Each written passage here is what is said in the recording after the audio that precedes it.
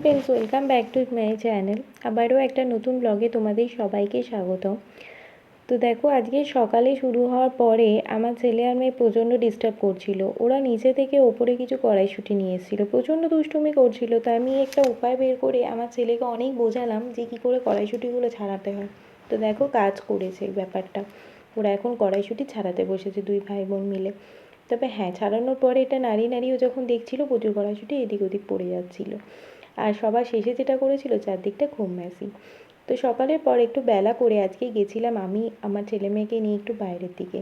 কি করতে সেটা দেখার জন্য তোমাদের পুরো ব্লগটা দেখতে হবে।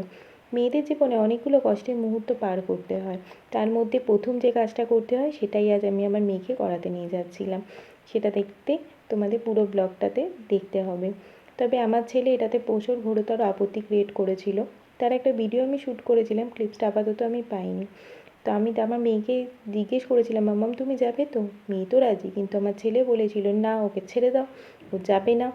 তোমরা এতক্ষণে হয়তো বুঝে গেছো আমি আমার মেয়ের কান বেঁধাতে নিয়ে এসেছি। এবার এই ভিডিওটা দেখে অনেকেই হয়তো মন্তব্য করবে, এত ছোটো বয়সে কি কেউ কান বেঁধায়? হ্যাঁ, আমাদের বাড়িতে না এত ছোটো বয়সেই বিদিয়ে দেওয়া হয়। আমার তো 6 মাস বয়সে বিদিয়ে দেওয়া হয়েছিল। আমার মেয়ের তো তবু 2 বছর অবধি আমি ওয়েট করলাম।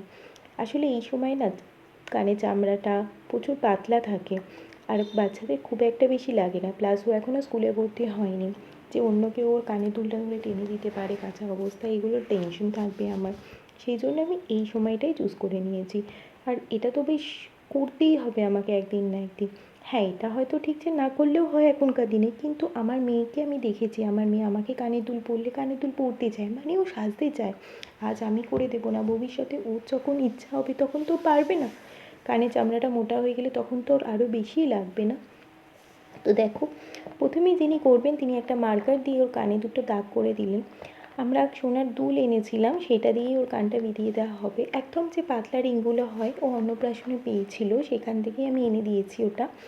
আর ওটা সামনেটা একদম ছুঁচের মতোই, ওটা দিয়েই উনি বিঁধিয়ে দেবেন। আমাদের সবারই বাড়িতে কান বেঁধানো হয়েছিল। আর এই যে জেঠিমাকে আমি সাথে এনেছি, উনি আমাদের খাবার কান বিঁধিয়ে দিয়েছেন, নাক বিঁধিয়ে দিয়েছেন। আমি আমার মেয়ের বেলায় কী মনে হলো, ডাক্তারখানায় নিয়ে এলাম, বেকার 400 টাকা নষ্টও হলো, আলাদা কিছুই হলো না। শুধু কিছু অয়েন্টমেন্ট লাগিয়ে দিল, ভাবলাম আমার মেয়েটার হয়তো লাগবে না, কিন্তু তা নয়, প্রচুর লেগেছিলো হয়তো। খুব কান্নাকাটি করছিল, খুব দুঃখ লাগছিল আমার। এই ভিডিওটা শুধুমাত্র আমি মেমোরি রাখার জন্য তুলেছিলাম, কিন্তু দুঃখ আমার প্রচণ্ড হচ্ছিল এই সময়। মেয়েকে কাঁদতে দেখে আমার খুব কষ্ট হচ্ছিল, সত্যি বলছি। আর একমাত্র আমি ওখানে যে বুক বাজিয়ে ওকে নিয়ে গেছিলাম, যে চল মাম্মাম, পড়তে যখন হবে আজই আমি তোকে পড়িয়ে দেবো। কিন্তু খুব দুঃখ লাগছিল, বিশ্বাস করুন। মেয়েদের জীবনে যে কেন এই ছিদ্র করা এইসব ব্যাপারগুলো যে আছে কে জানে। গয়না পরা হয়তো খুব সৌন্দর্যের একটা ব্যাপার, কিন্তু এর সাথে আমি শুনেছি অনেক কিছু জিনিস অ্যাডিং থাকে, সেই জন্যেই আমাদেরকে এগুলো করানো হয়। আমি এগুলো কিছুতেই বিশ্বাসী নই, আমি শুধুমাত্র আমার মেয়েকে সাজাতে চাই, সব মায়েরা যেরকম চায়। চলো টাটাই, নতুন ব্লগে আবার দেখা হবে তোমাদের সবাই।